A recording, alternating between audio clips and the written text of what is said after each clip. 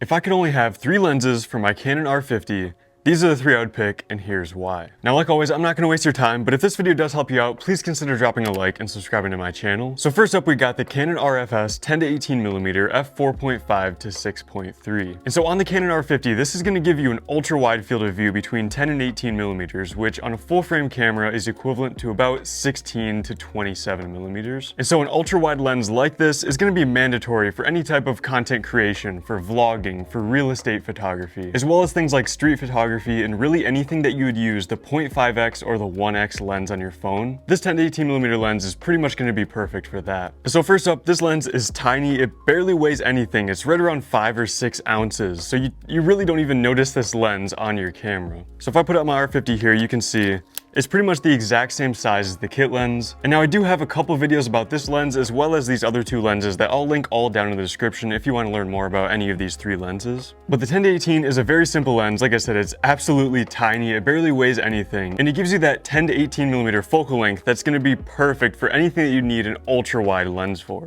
Now this even has 4 stops of stabilization built into it, but it is fully made out of plastic, so it's not the best build quality. It doesn't feel like a high-end L series lens or anything like that. However, coming in at just over $300, at this wide of a field of view, this is a pretty good bang for the buck lens, and you're gonna get awesome performance out of this as well. It's very sharp in the center. There isn't a whole lot of vignetting or distortion on the edges. It has very, very good close focus distance when you're at 10mm. You can focus all the way down to the front element of this lens, so if you want ultra wide macro shots, you're covered there with this lens as well. Now, besides the not super great build quality, the only really downside to this lens is that it's an f4.5 to f6.3. So in darker low light conditions, you're really gonna have to push your ISO up a lot higher. It's gonna add more noise and grain into your images. And overall, this isn't gonna be a great lens for darker low light conditions, especially if you're shooting moving subjects or if you're shooting handheld, where you can't lower the shutter speed a bunch to compensate and not have to raise your ISO up. But all in all, this is pretty much the perfect ultra wide lens for the Canon R50. Now recently, before this lens was released, to get a great budget ultra wide lens on the R50, you would have had to adapt the older EF version of this lens, the EFS 10 to 18mm, which is bigger, it weighs a lot more. And now that Canon finally released an updated version of this lens, I think this is pretty much the perfect ultra wide lens for the R50. All right, next up, lens number 2, this is the Canon RF 50mm f1.8. Now you've probably heard of this lens before. This is,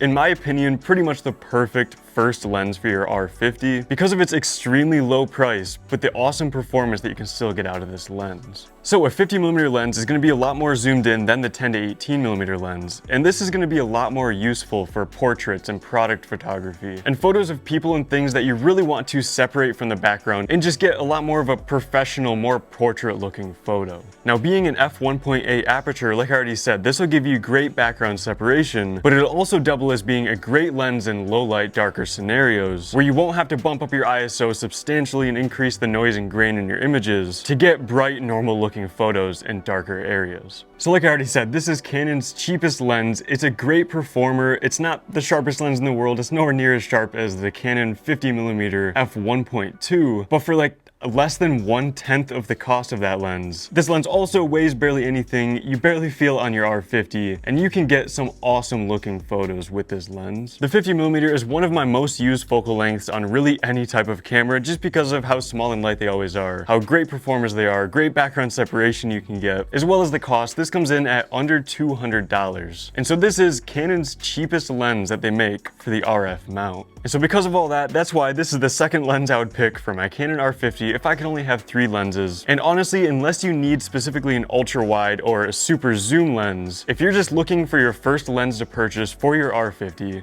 the 50mm f1.8 is pretty much the perfect option for that. However, to go to an even further extreme, we're gonna move on to the last lens here, which is the Canon RF 100 to 400 f5.6 to f8. Now, right off the bat, you can see this is by far the biggest out of these lenses. I mean, these two are pretty similar size, and then this one comes in at like triple the length of these other 2 lenses. However, this lens is seriously awesome, and the bang for the buck of this lens is amazing. Now, like I said, I have a couple more videos about this lens as well as all these other lenses that'll go a lot more in depth. They'll show more photo and video examples. And if any of these lenses interest you, I'd recommend checking those videos out down in the description. But I would say some of my favorite photos that I've ever taken with my Canon R50 have come from this 100-400 f5.6 to f8. So I'm gonna go ahead and put this on my R50 and just show you the size real quick, because that's one of the substantial things about this lens as well. So first of all, a 100-400 lens like this is gonna be a great lens for sports photography and videos, for wildlife, and things that you need to get an extremely zoomed in perspective on. Because on the R50, this lens is a full frame equivalent of about 160 to about 650 millimeters. And so I've taken some awesome photos of animals as well as like photos and videos of the moon with this lens. That's how zoomed in this can go. It's also very sharp. It has great stabilization built into it, super fast autofocus, and all of that comes in at a lens that's right around $600. So it's substantially more expensive than these other lenses as well. But for the performance of this lens, some things on this lens even being better than the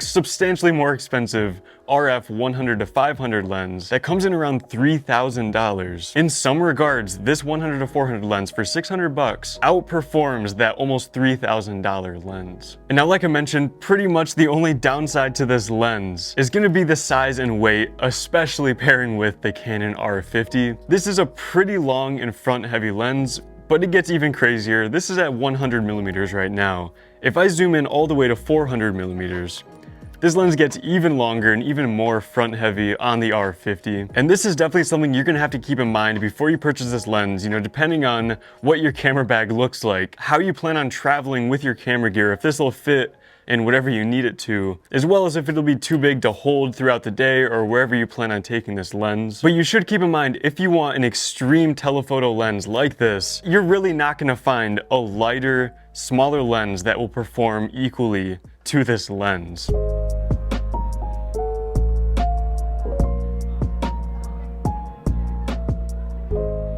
Now, one other thing to mention real quick, this is an f5.6 to f8 lens, which means like the RFS 10 to 18, this is not going to be a very good lens in darker low light scenarios. This is going to be best used outdoors on a bright sunny day, but you can definitely get by in brighter indoor conditions or even like cloudy, darker outdoor scenarios. But overall, the main limitation of this lens is going to be its size and weight, as well as its low light performance isn't going to be the best, so you're going to want a lot of light when you use this lens. And so there we go. With these three lenses on your R50, you're going to pretty much be able to capture any scenario, any type of shooting situation, whether it's photos or videos that you need. And in total, if you were to buy all of these lenses brand new at their retail prices, you'd be able to get all three of these for right around $1,000, which most of the single lenses in the RF lineup cost more than $1,000. So to be able to get coverage all the way from 10 millimeters to 400 millimeters for about $1,000 in this small of a kit with the great performance that all of these lenses have, that's the reason that these are the three lenses I would choose if I could only have three